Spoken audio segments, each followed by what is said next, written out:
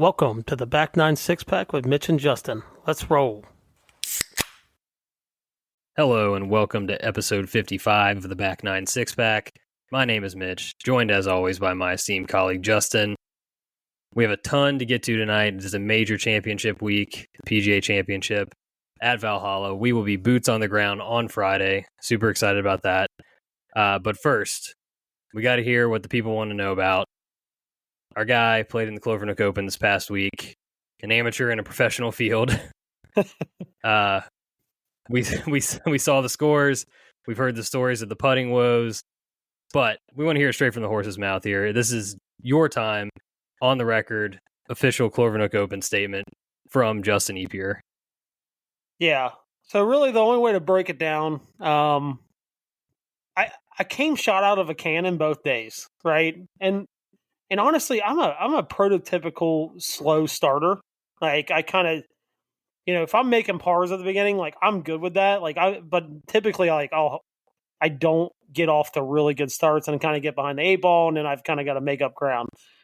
Both rounds, Wednesday, start out 2 under through 6. Wheels started coming off. Putting started to kind of show its face a little bit. Missed some short putts. Had some 3 putts. Ended up shooting 76 on Wednesday after starting out 2 under through 6. The putter just never allowed me to make up for some, we're all going to make bad swings, right? Especially as an amateur golfer. Just never, I never made up for mistakes with a putter or getting up and down or anything like that. And a lot of it had to do was I hit some pretty good pitch shots, just could never get the ball in the hole. Wednesday, I started out 2 under through 2, make a putt on number 2, I think from 12 feet. Again, off to a great start. Wheels came off even faster this time. Didn't even make it through 6 holes before the bogey train came roaring its head. And again, I putted so bad. Had a 4-putt. I had a 4-putt on 15.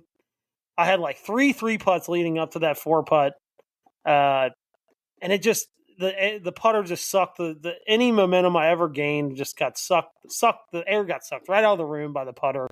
Make a birdie, hit a good drive, hit a green, 3-putt. It just never allowed me to kind of build off of that. And shot 77 the second day, and it was. This is what I took out of it. The 2 guys I play with, great guys. One won the Ohio Open last year. Michael Balcar, extremely talented golfer. I mean, dude just pounds the ball, and his dispersion rates are not very large. And he's hitting driver, 315, 310 carry. It was truly something to watch. I mean, he shot 65 the first day. Probably should have been a 62. And then Andrew Arft, great guy. Another kind of guy that doesn't have any tour affiliation, but he's won professional events. But the biggest takeaway is, those guys get into trouble. Any professional golfer gets into trouble. And their short game is what we would imagine would happen on our best, very best day chipping and putting the ball.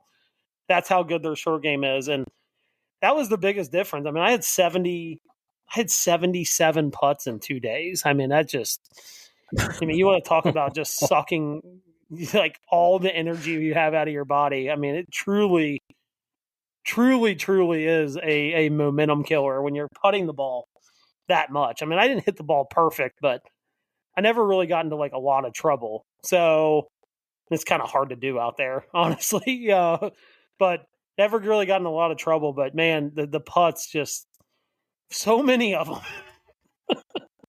So many putts. 77 putts.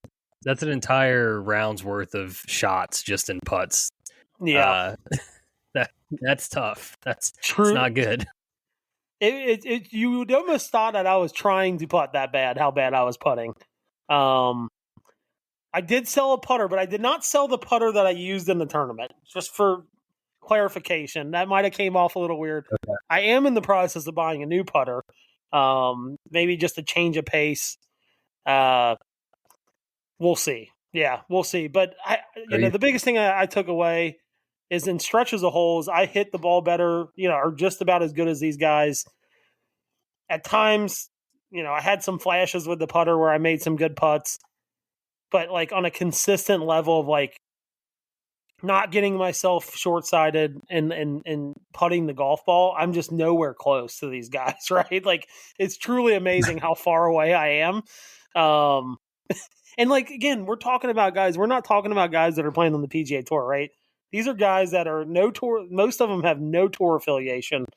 And that is just really just how deep golf talent is, right? It is truly amazing. That's what I really took away from it. It's like, you got guys out here, some of them we knew, right? Just following golf and, following Monday qualifiers and things like that.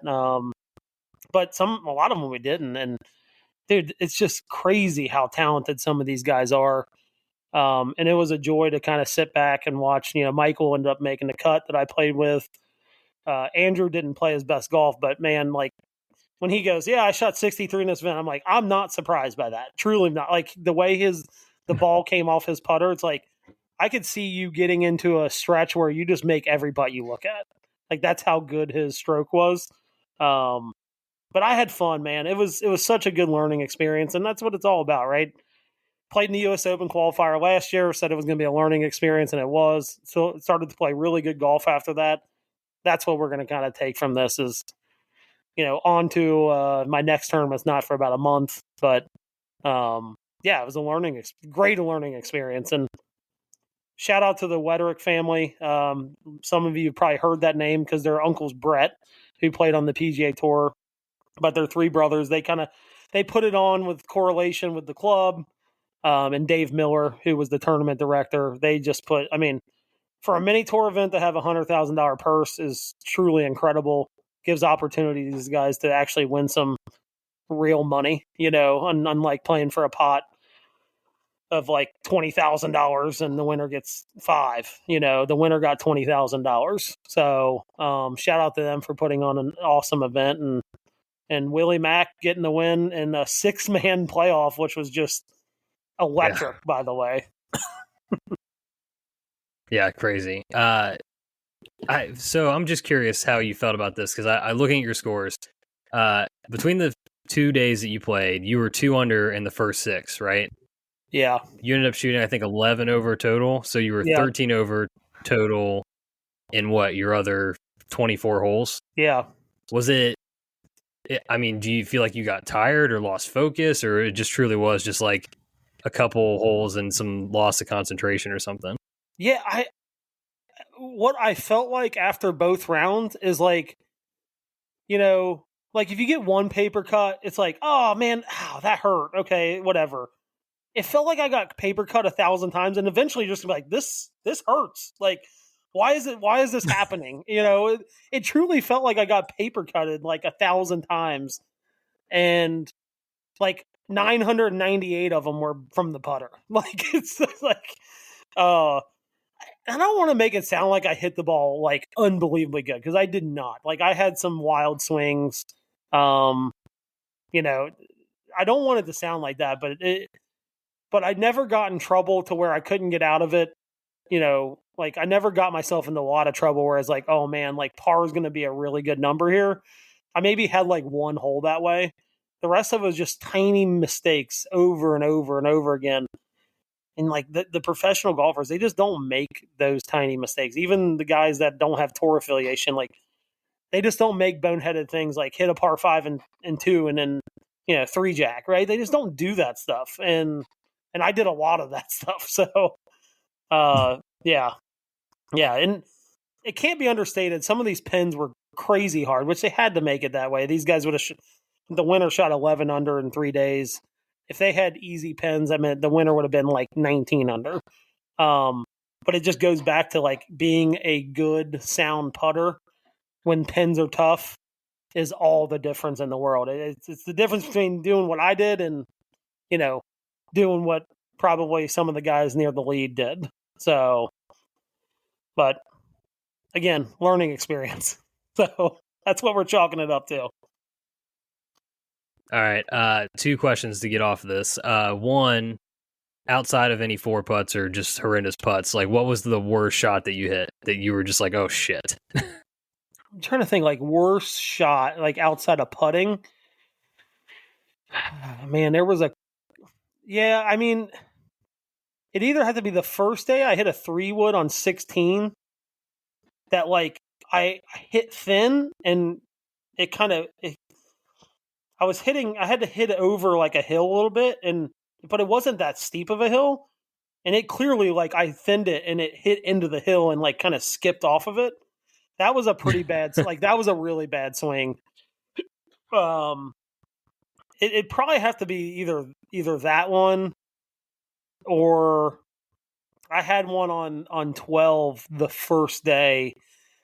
Hit it. It's a short par 4. You don't really, where the tee box was, you don't really need much. You can hit driver, I guess, if you really wanted to, but from that tee box doesn't make a lot of sense. Dude, I just smothered and covered one right into a tree. Actually, I completely forgot about this because this was my last hole of my tournament. On 18, it's a short drivable par 4. I smothered and covered another one into the tree about 100 yards off the tee box. It made it over the lake, hits another tree, and apparently kicked back into the water because the guys in front of us were like, it's in the drink. Like, you have to drop. That one might have been the worst, actually, to really cap it off. So, and I almost forgot about it because it was my last hole of the tournament. So, yeah, at least they were nice enough to send you your "you did not make the cut" text. That was classy. I did make it the Friday because of weather, technically. There you go. Final question. Get out of here on a high note. This could be a shot or anything else, but like best moment from the event, like what stands out to you just from playing in it. I did get a chance to like briefly meet Chase Johnson, who played in Riv tournament this year. I thought, and being around those guys, just like being around and seeing how people carry themselves was truly like pretty cool. Like, these guys carry themselves like they're going to be on the PGA Tour next week. And seeing how guys, warm up and kind of go about their business before a round of golf. The second day I warmed up with a beer, no range balls, just straight to the patio, had a beer. None of those guys were doing that. But the 2 guys I played with, I after about 12 holes the first day, I was like, look, I'm going to sit back and like learn from these guys because they clearly know something that I don't. And it was just fun to watch of like how they just kind of go about their business on a golf course. And that was my biggest takeaway. That to me was really cool because you don't get that in amateur golf. There's some really good amateur golfers, don't get me wrong, but watching a professional kind of go about his day on the job was really cool to me anyway. No, I could definitely see that because I mean, look, since you've been out of or not professional, but your collegiate days of playing, like you've been hanging out with us idiots playing golf. Like, you don't really get to see, like, you're not around a bunch of really good competitive golfers all the time. Whereas, like, on our end, I'm a 7 or whatever, and you're a plus. Like, you're probably the best golfer that I personally know. So it's kind of like that for me watching you. But like, to your point, like, obviously these guys are another level from what like, you do. So it's it's got to be night and day. It was like, you just like the 2 guys I played with they're incredible golfers. And like I said, they, on any given day, they could shoot in the low 60s, and watching them play is like, holy crap, like these like 2 of the best golfers I've ever played golf with, right? Like, to think about that is kind of crazy. Because that doesn't happen every day. In amateur golf or anything like that. Like, I've played with some really good players, but like watching these guys hit balls, I'm like, dude, like they just like, they don't miss the sweet spot. Like, we miss hit shots. Like, these guys don't, man. They barely miss hit shots, and it's truly crazy to watch. Yeah, but it was funny. Like, the first day, the guy's like, oh, like, kind of ask and think I was professional or whatever. And I was like, dude, this guy has no clue. Like, he has no clue. Like, I worked this morning. I was in an office, like, working a job, and I had a dentist appointment that morning. Like, I went from the dentist to work to here, which probably was like, he was probably not expecting that playing with somebody that had worked their normal job that day. So, yeah. Oh man, that's so good. All right. Well, I mean, I told you last time, but definitely proud of you for doing it, getting out there and seeing what you got against guys like that. Hey, if you are here, please subscribe, rate, and review the show. We're also on YouTube, our YouTube channel at Back96Pack. Follow us on Instagram at Back96Pack as well. And hey, if you want to shoot us an email, back96pack@gmail.com with the number 9 in there on all of those, by the way. More of our golf before we get into the pros and the PGA Championship here. We are quickly approaching, the prime peak of golf season here. May into June and July, right in the heart of it all. Wednesday Night League is back. We're hitting up all of our regularly scheduled, outings and scrambles that are coming up on the calendar. Some of our annual traditions, if you will. You are making a grand return to Covered Bridge, a place we've not been since 2021. yeah, As you mentioned, they might have your picture on the wall. Not sure if you're going to be allowed in. But that is the home of the best shandies we've had in our entire lives, and I'm kind of nervous for you. This could be like a true, the myth or the mythological nature of them might disappear if they don't live up to the hype, Yeah, I'm wondering, man. I we left that place on such a high note, and I remember so many fond things about that place. I'm like, is it going to live up to the hype that I built up in my brain over 3 years? But I'm excited. I feel like I'm a little worried they might have a picture of me in the clubhouse, but we're going to, he can play golf here. He just can't come in here kind of situation. So I'm really excited to get back there. I don't really remember a ton about the course just because, we're kind of on a trip and you don't really remember stuff like that, but I'm excited to play it again. Yeah, it was, we played it in early April and it had snowed on our way down. So this was day 2 of our trip and might have been the best weather we had, honestly. It was the most sun. Yeah. But course was kind of soggy, we got winter swings going. So I'm excited for you to get out there in May and hopefully get some good weather and, in the lead up to the PGA Championship. So that'll be sweet. I'm playing with Nick and Gunth and our boy Zach. We just met, last week at the bachelor party at Potter's Park. Of course, I've literally not played since high school golf. Oh, God. Got a little scramble action for the Fairfield Football / Cobblestone Tavern golf outing. 4-man scramble. We're gonna go low. That's the goal, obviously. And then just we're 3 weeks out from our traditional Phil Wyan outing at Fairfield South Trace Golf Course. So we got a ton of golf with the boys coming up here in the next few weeks, which is very, very exciting. Very exciting, considering we've not played on a Saturday yet this season. Very excited about the golf opportunities we've got coming up, just everybody together. Side note, if you do not know what Potter's Park is, look it up.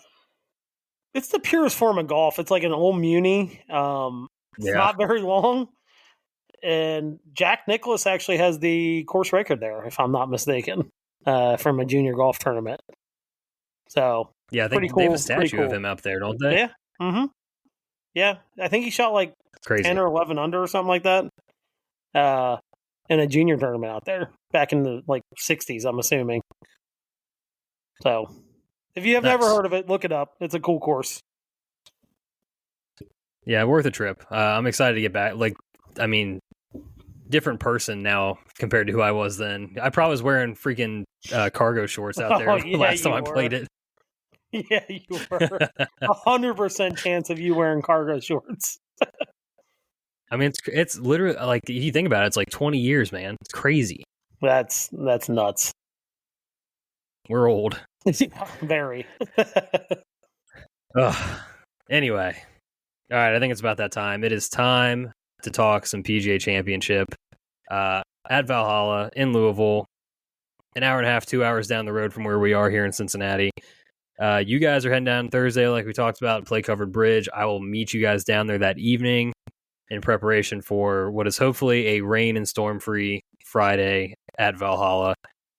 I'm concerned, I won't lie, but who knows? Maybe we'll get out there and it'll be fine. Yeah, I have my concerns as well. The good news is we don't have the PGA Tour making our decisions for us. with rain ailed days. So I trust the PGA of America to make the right decisions. And yeah, let's just hope we don't have to deal with it. That's probably the best way to go about it. Yeah, I have it.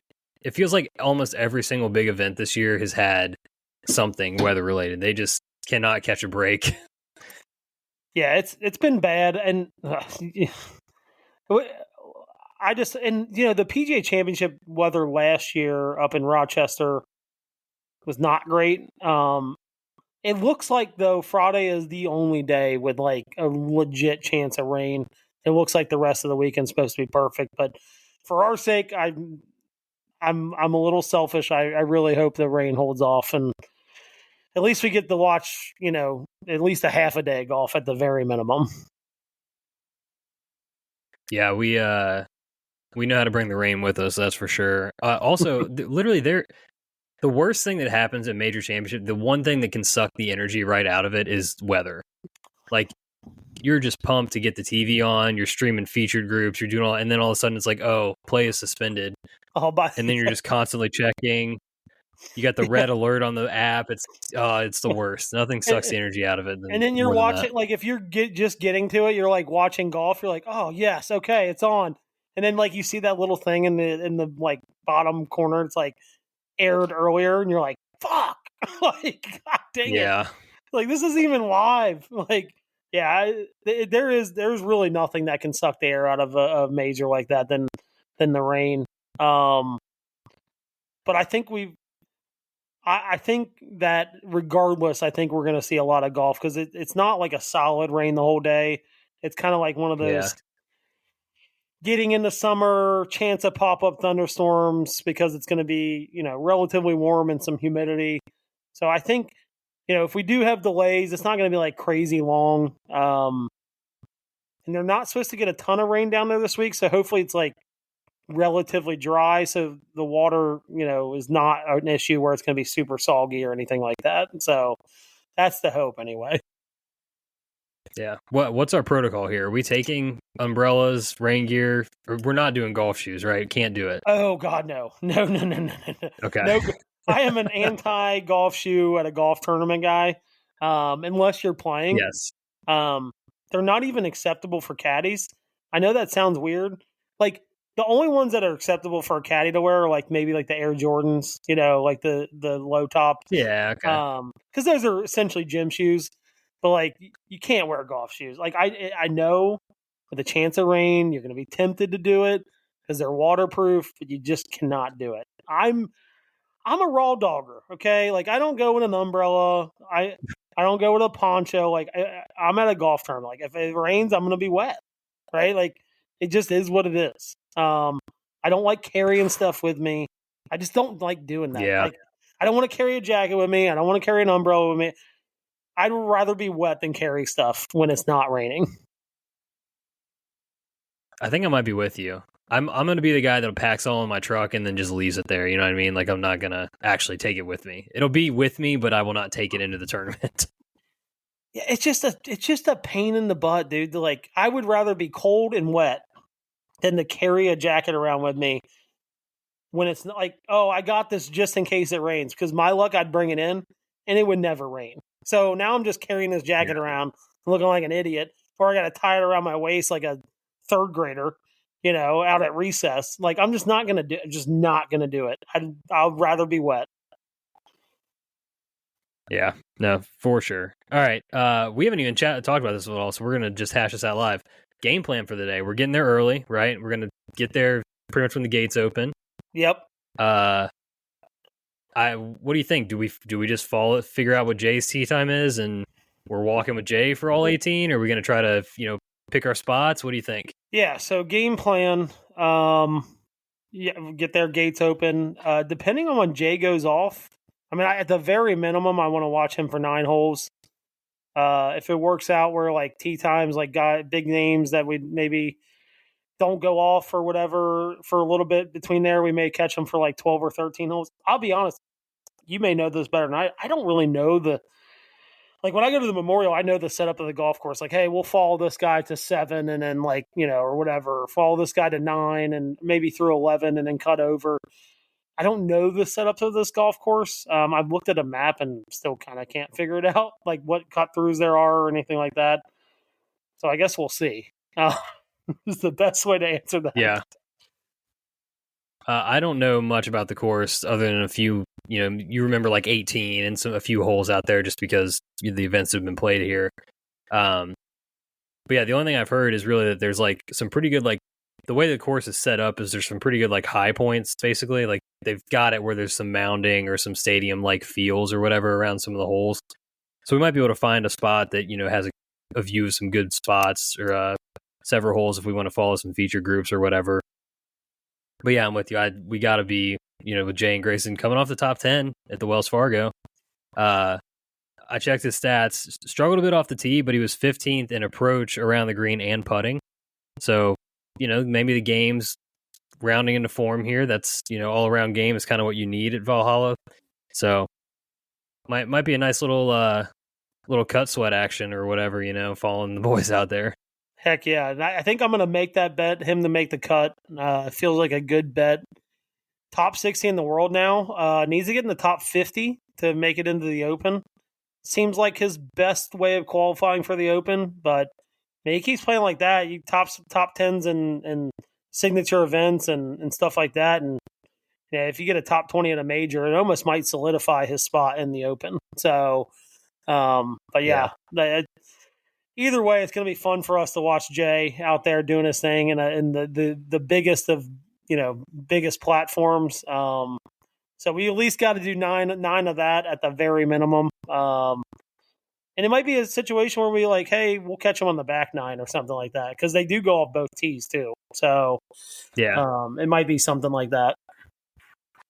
Yeah, we'll figure it out. It's every time we talk about it, it's still crazy. It's like literally less than a year ago, we were at the Barbasol watching him loop out there. One of like 6 people on the ropes for the entire round. Like, and now it's about to be at a major championship. Unbelievable. Massive shout out to Jay. Yeah, I remember there were so few people following that group that I made friends with one of the moms of one of the players he was playing with. So yeah, massive career shift for sure. Yeah, I don't even know what you can compare it to. So yes, something tells me he's not going to be handing us waters over the ropes all day long this time around. Not going to be happening on a major, I'm assuming. No, might be a little busy. All right, we're about 30 minutes in now, so I think it's time we can. I think we found our rhythm here with these majors, kind of running a little buy or sell segment to get us through these, kind of the main storylines going in rather than just lining them all up. So we are starting off, coming off of 2 wins in a row now, albeit one a team event. Rory McIlroy in prime form, heading into a major at a place of the site of his last major victory almost 10 years ago. Are you buying or selling Rory finally capturing his 5th major? It is not at Augusta, so I'm going to buy. Let's go. Yeah, look, I don't care that the Zurich is a team event. You saw his form there, and then you saw him at just this week at the Wells Fargo. He was won the PGA at this course. Just seems like too good to be true. Almost like if you could draw a script up for him to get another major victory, this is where it should be at. But it's not at Augusta, so I am definitely buying this.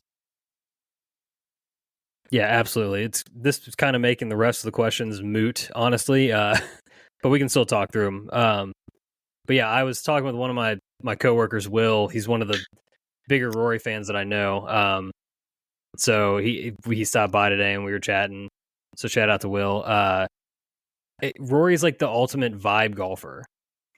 Yeah. Like once he kind of gets it going, he gets that bounce in the step, the swagger's back, the putter's rolling.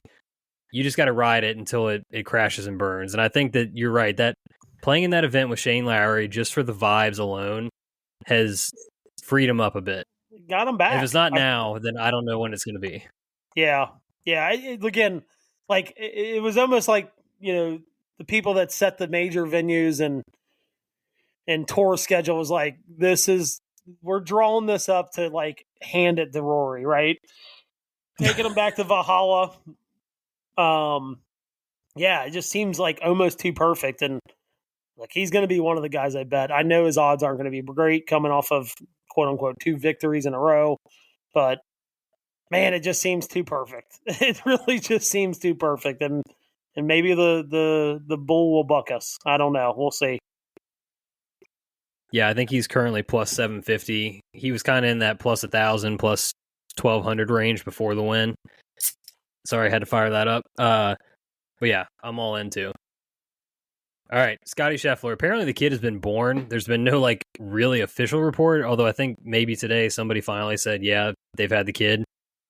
Sounds like he's going to be there. DraftKings doesn't have odds up right now. I'm not sure why. I don't. But maybe that leaves some room for doubt for Scottie to show up. I don't know, but I would expect him to be there if he's not already on the ground at the time of us recording this. Buying or selling, Scottie Scheffler keeping the Grand Slam hopes alive. There's nothing like in your life of having a kid, even for a superhuman of his caliber. I'm gonna sell this one. Man, look, bringing a life into the world and sleeping on the dad bed in the hospital, albeit probably a week ago, it takes time to adjust to something like that. So I'm selling this for the only reason of being, even he cannot get over the hump of becoming a brand new dad. Yeah, I mean, look, I imagine he's incredibly focused. It's still just such, like you said, such a massive life change. Forget about maybe he's a little tired or whatever, all that stuff. Just the way that it like emotionally and mentally affects you. It's got to be so hard to stay locked in for a freaking major championship. I mean, if anyone's going to do it, it's him. I mean, this is truly like, I'm scared because this had to be what it was like all those years with Tiger at the top, right? And just like, well, I don't know how you could ever bet a golf tournament when Tiger Woods was in the field because of this. So, it's terrifying. He's still a plus 400 favorite. But yeah, I think if there's any time to sell, it's now. So I'm with you. I'm going to sell on Scottie keeping it alive. He's the guy that would do it though. But if I have to pick, I'm selling. All right, this one's simple. Brooks Koepka repeating, buying or selling. Look, I already know I bought, the Rory thing, but I think is kind of just going down the lines of who I'm going to bet this week. I'll buy it, man. Like, you can't ever go into a major and just be like, this guy's not going to win, because it's more than not, like, especially the way he's been playing, it seems like he's kind of rounded into form. More times than not, that's gonna bite you if you go against him. So I'm buying Koepka having a legitimate chance on Sunday of winning this major. Yeah, same. If it's a PGA Championship or U.S. Open, Brooks should be in the mix, and I'm going to be there for it too. I think this would be his 4th Wanamaker trophy if he were to win it. I mean, he's only won those 2 majors of the 4. Yeah, incredibly live here. Looking back at the data and just listening to some different podcasts and stuff, like everything points to driving distance and par saves, that kind of thing. I mean, it's right up Brooks' alley. Yeah, this course should fit him perfectly. So, yep, yeah, I expect him to be right there in the mix. I honestly, if I could dial up a script here, I said it for the Masters too. I want to have the Brooks Rory showdown. So, hell yeah! I think in one of these majors this year, we will finally get it. I'm hoping it's this one. Especially, okay. By the way, hold on. Especially after the Rory being like super pissed that Brooks got his 5th in the Full Swing episode. We need it. We need it. Shoot it directly into my veins. That's what I want. Yeah, and there's been I've seen a few videos. I think it was Dylan Desher did like one of those video sessions he does with these guys sometimes was with Brooks. Might have been over the winter even.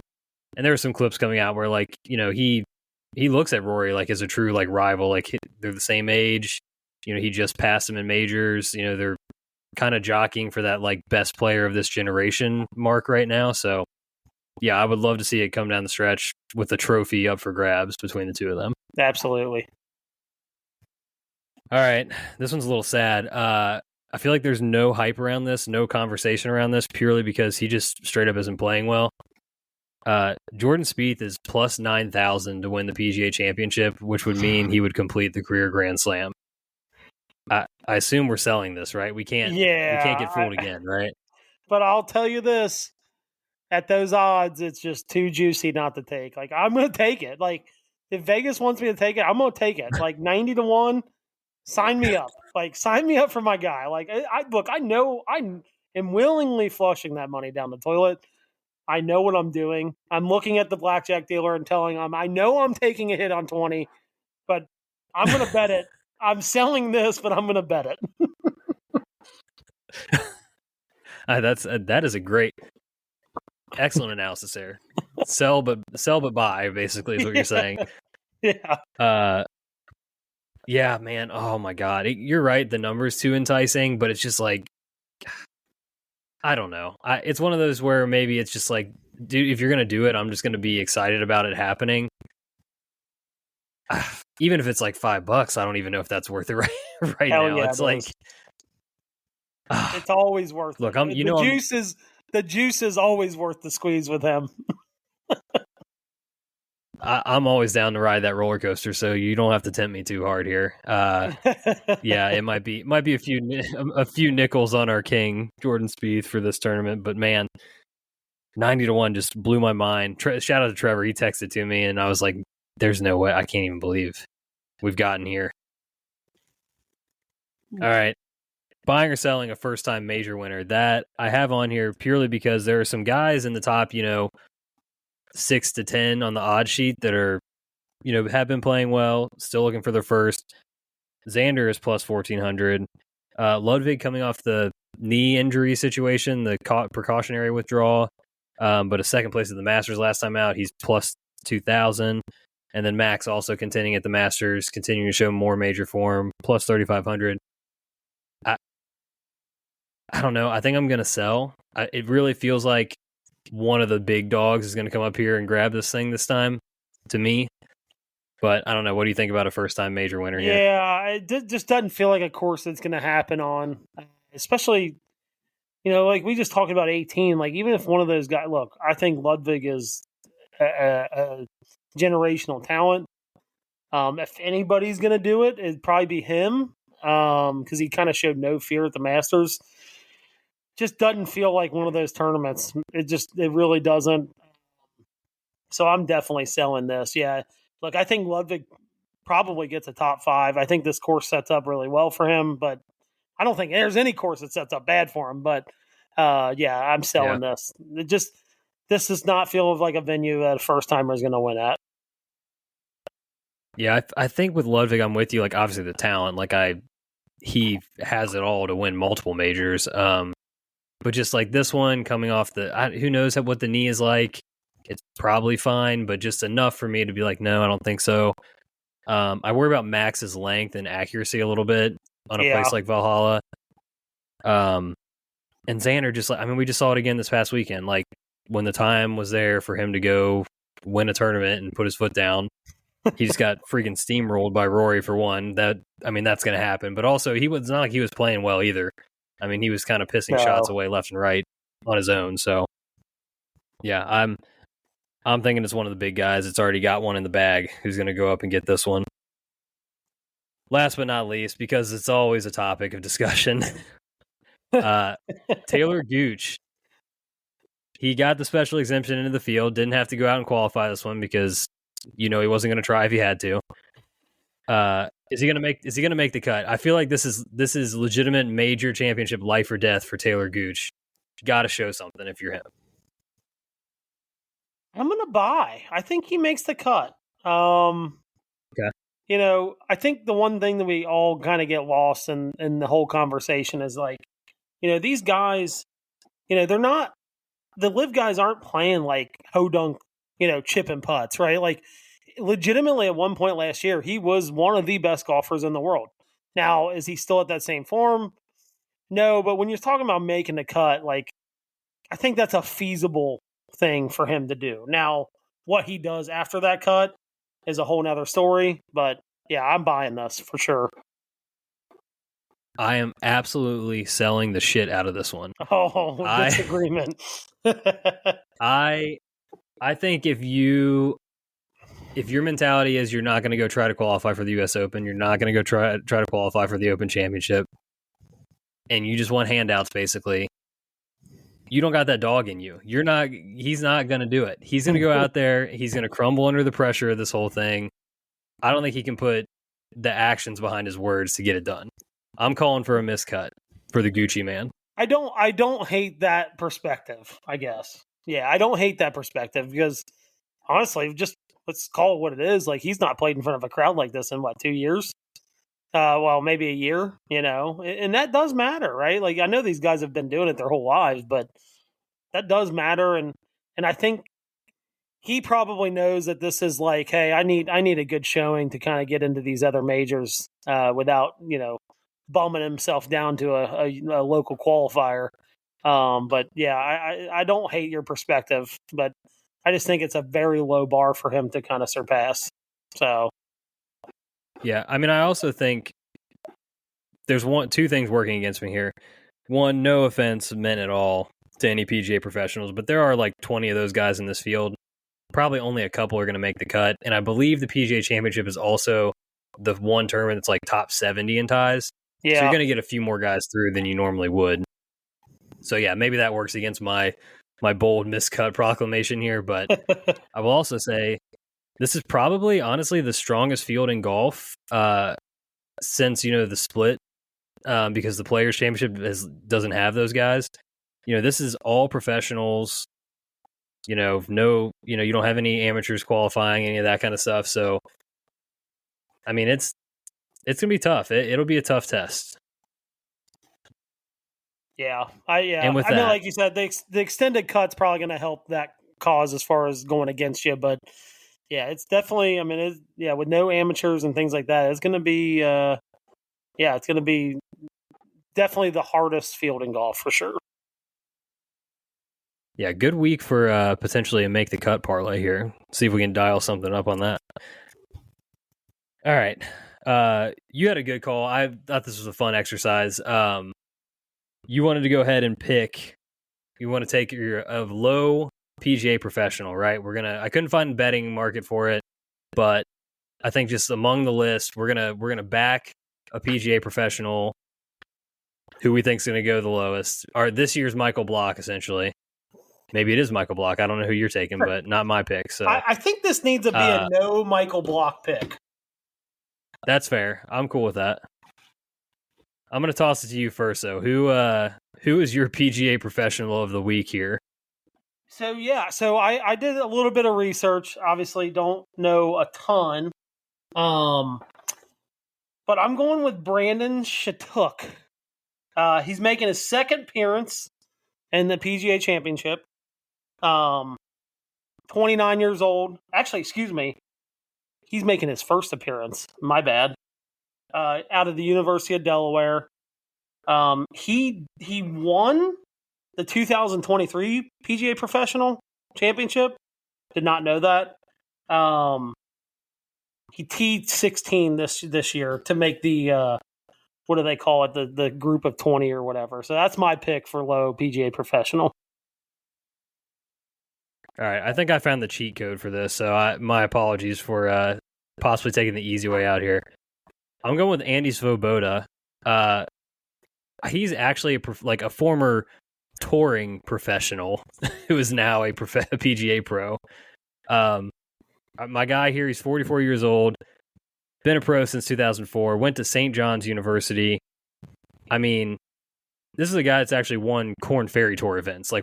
He's like a legitimate player out here. Let's see what his record is. He won 3 events on the Korn Ferry Tour. He's qualified for 5 U.S. Opens. He won 14 collegiate tournaments, including the 2001 Big East Conference Championship. So, look, a little bit long in the tooth, maybe. He's in his mid-40s, big boy track. But I'm going to lean on his touring days and his professional experience here, and hopefully he gets the low PGA Pro done. So yeah, I did see him. The biggest worry was his age, right? Like this is a young. We've talked about this is a young man's game now, right? You see it on the PGA Tour. A lot of these young guys are just dominating, just strictly based off of the fact that they're just younger, right? Like their bodies move better, they recover better. Andy Svoboda, you get a long day out there on a Thursday, and then, even if he plays well Thursday, like dude, like I'm telling you, playing 2 days last week in a row at 34 years old, it was hard, right? It was like, the second day I'm getting there and it's like my body's just like not moving the way I wanted it to move. So I can't imagine doing that in your 40s on a major venue. But I almost picked him, but just due to his age, I was a little hesitant. Yeah, no, I totally get it. I was just scrolling through guys. I was like, maybe I'll take one of these guys that's played in like 7 of these at this point. I was like, oh shit, Andy's in the field. We're going with my guy. Yeah. By the way, the Northeast district, like New York, like that whole corridor of PGA professionals is just absolute top notch. I think they've got like 8 guys from like New York alone. Oh yeah, that are in the field. So shout out to them for just having stellar club pros. So yeah, I mean, tons of like old proper golf courses up in that part of the country, obviously. So yeah, storied history, New York golf. So way to represent for those guys. All right, I think it's time here. This is another thing. We forgot to do this for the last major. We did this last year for all the majors. What headline are we reading on Monday morning? You're up. Rory victorious at Valhalla. Okay. I like it simple. Yeah, mine I'm going with Rory too. Damn it, we're doing it again. This is why. I'm gonna go with a new decade. That's gonna be mine. So we're the decade is gone where the majors didn't come. We're on to a new one, more on the way. So I'm with you. I think it's a Rory McIlroy over Brooks Koepka. I'm wish casting this.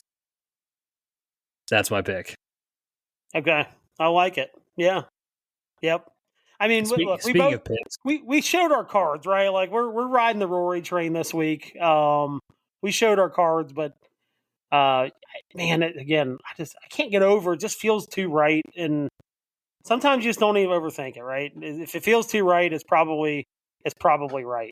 So, yeah, I was getting ready to transition us with speaking of picks, but I think speaking with like not overthinking it, we tried to do that last week for our one and done pick. I think I'm ready to ride with you. Wyndham Clark has no juice. Get him out of here. Get him out. Absolutely no dog in that X-ray. Oh, dude, I was texting you all week long. I told you I wanted to go to the top of the board. We agreed. I rolled off Rory and Xander's names. They're 1-2 the entire weekend. But then we came to consensus. We're like, all right, we'll save those guys. Let's go ahead and burn Wyndham. He's playing okay. It's fine. He brought absolutely nothing to the table this week. It was just like sadness on repeat. From go, what was it? I think I wrote it down here. T47. He brought us in $53,000. Bad news is, like 20% of people were on Rory. Another 20 were on Xander. So the 1-2, we just got absolutely lapped. We dropped like 600 places. We went from being like 600K out of the money to 2.4 million out of the money now. Yeah. The leader has like more than doubled us up at this point. We went from like turning the season around to like not a good spot very quickly. Week. Yeah, in 1 week. Yeah, so that's tough. I came into this one fully prepared to be like, all right, it's time to burn a live guy. Let's use, a Brooks or a Rahm or whatever. Those guys are still like 90% available for most people, and I think it's going to be a lot of people's strategy. Yeah. Rory is only 35% available to people. Worst case, all 35% of us take him. Do we just do it? Look, we got to take it, right? Like, if we're going to ride the train, you can't have 1 foot off on the platform. We got to be fully on the train, okay? And the only way to really do that is if we're on him this week and our one and done. I think you're right. You cannot get hit by the train if you're riding it. That's the approach we need to take right now. Yeah, and we don't need to fall between the crack between the train and the platform. Like, we got to be fully on the train. And I think the only way to truly do that is take him in the one and done. All right. I think we're doing it. Rory McIlroy, the official Back Nine Six Pack one and done pick of the week. Please, God, get us a win. Get us back in the good graces. We were so close. We just had that little taste of success, and then it was just gone that fast. So this would be a nice bounce back for us. And with that, you know what time it is. It is Patio Beers time.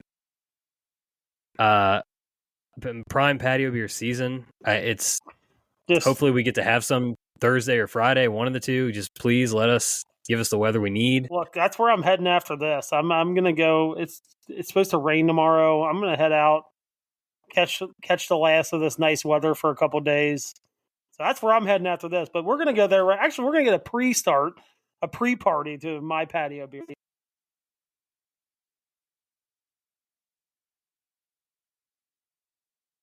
And so with Mother's Day, we got to honor our mothers, right? Got to. What is the funniest memory that you have of your mom? Man.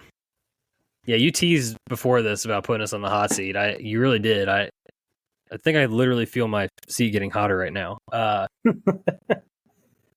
Man, look, that the crazy thing, I mean, this is the dumbest thing to ever say, it's the most obvious, but like truly, like, you know, your parents are the people you know the longest, right? Like they've been in your life since the very first second. So like, right. So that's a long history to go through to try to find like the funniest moment. I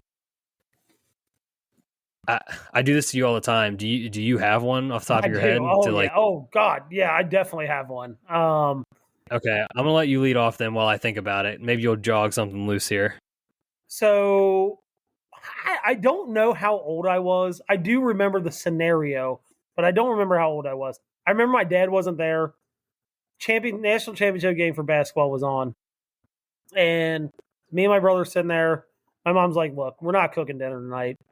Like, what do you guys want? Do you want chicken wings? You want pizza? Like, I'll even run out and get something, whatever. We're like, no, pizza's fine. Like, whatever.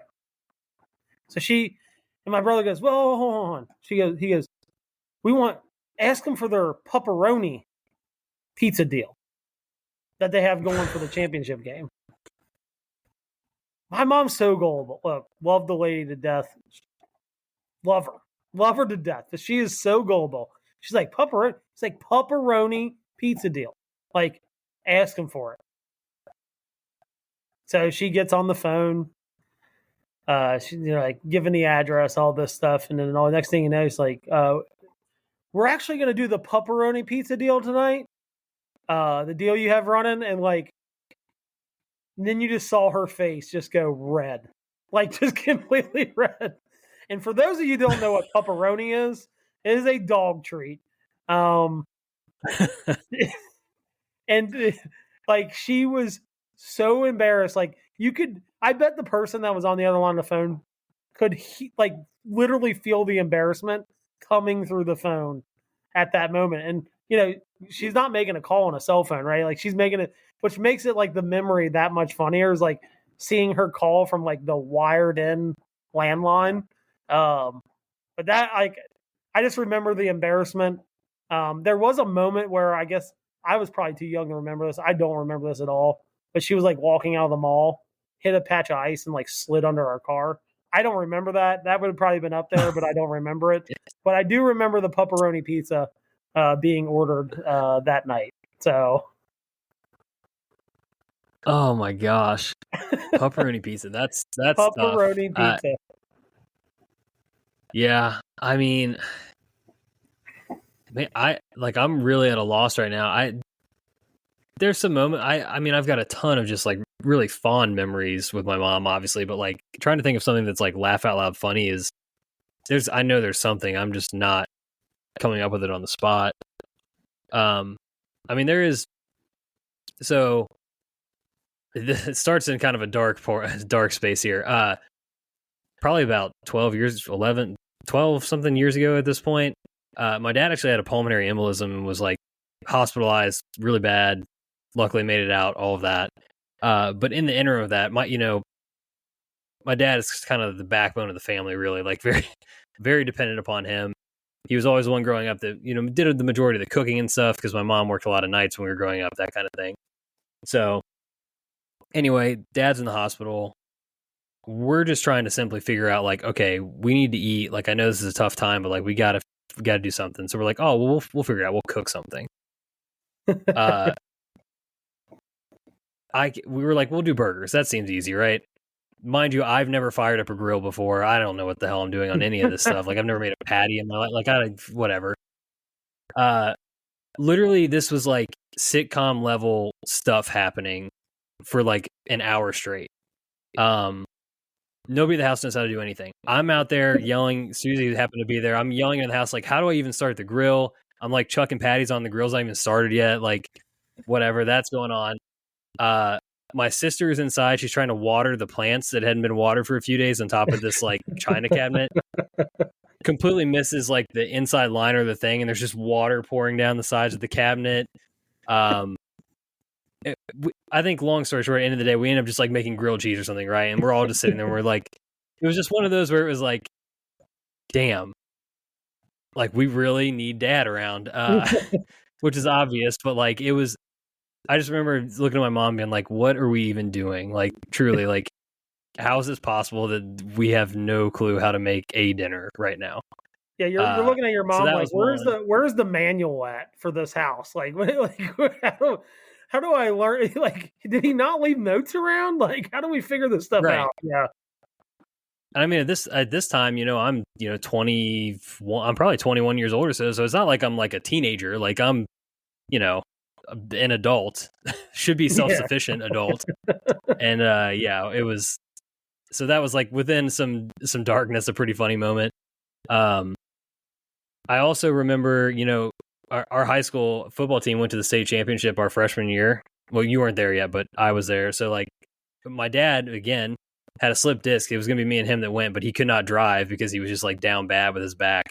So my mom drove me up to Canton, the 3.5, 4 hours or whatever it is. And the car ride home was just one of those where it was like, you're just so slap happy. It's like 3 a.m. and you're just, I've had like 4 Code Red Mountain Dews, bag of Skittles. We got the wind. Yeah. It's December. The windows are down. We're like cranking AC/DC, putting our heads out the window just to try to stay awake, screaming the song, all that. So like that, like I said, not necessarily a laugh out loud funny moment, but that was, looking back, a fond memory and a pretty funny one too. Oh yeah. Yep. Yeah. Shout out to all the moms, by the way. Happy belated Mother's Day. Oh, yeah. Look, I say this all the time. Without my wife, this house would be just a gigantic wreck on an hourly basis, maybe a minute basis. So shout out to all the moms out there. Yeah, that definitely shout out to all the moms. And my wife as well, Susie. We her only ask for Mother's Day was she didn't want to have to make a decision or plan anything.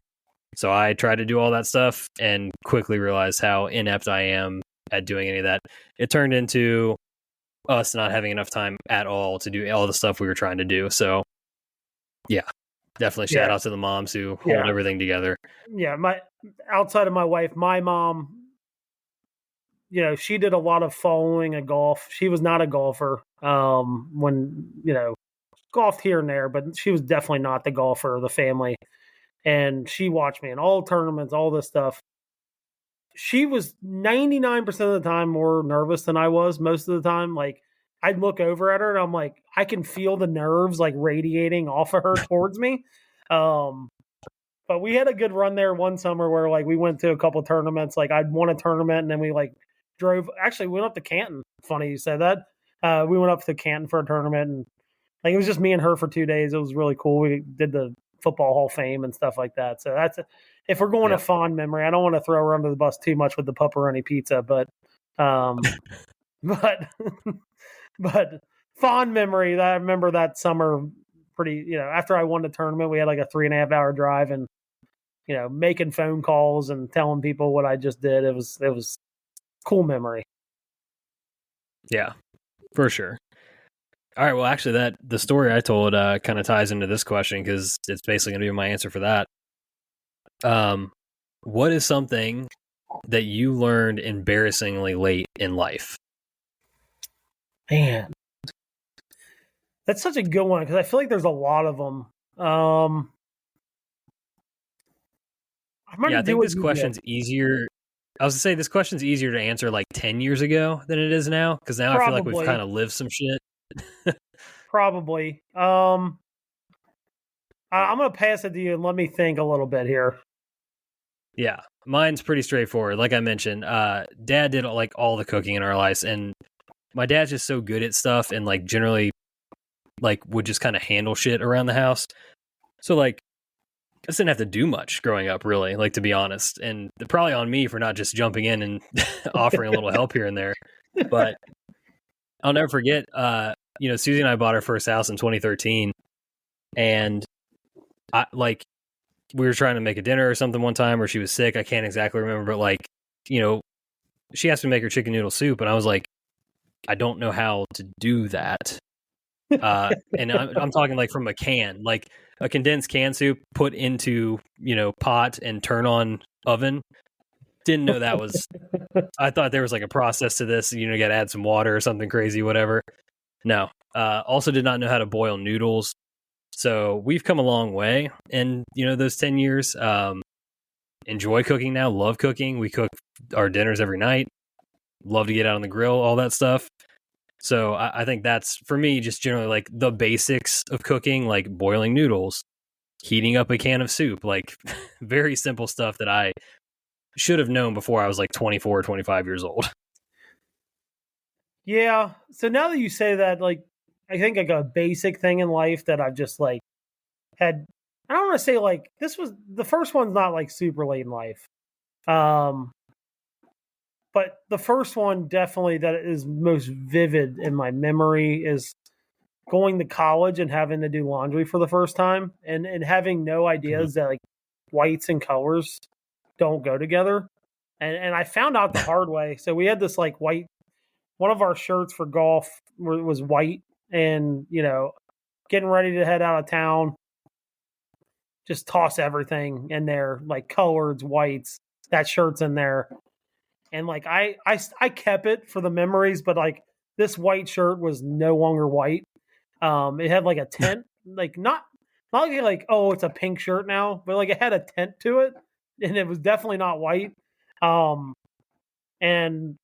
I remember early on in our relationship with my wife, she was like she saw me doing laundry. She was like, "What are you like? These don't go together, right? Like you don't put whites with colors." For this reason right here, like this shirt's no longer white. So that was one that really sticks out that I like, and I was like 18 years old, but I feel like you need to know that stuff probably before you go to away at college. Like it probably should be on the checklist of like, hey, like I should watch mom and dad do the laundry to see what the hell I'm going to be doing. Right. Never did that. Found out the hard way. That one really sticks out to me. I'm trying to think of another one. There's really not one that's like real late in life. I would say I learned to like follow instructions for cooking, but I still don't do that. My ADD kicks in. It's the reason why we got rid of this thing called HelloFresh. I'm sure everybody's heard of it. Like if my wife was not around to cook it, it was not getting cooked because I'm like, dude, I'm looking at these instructions. Like, I'm not making a sauce. Like, I'm not measuring shit out. Like, I'm just throwing stuff in, right? The one that it's not me personally, but my wife now she'll preheat the oven. But before, dude, like, she just turn it on, throw it in. And I'm like, the cook time on the box is if you preheat it to this degree, it is not like you just throw it in as soon as it's like 80 degrees in there. Like you have to actually like preheat, then put it in, then cook it for 12 minutes. Like, so that was one. I think she always knew. I think she's just like, just screw it. Like, we'll just cook it an extra 4 minutes or something. Like, that's not the way it works.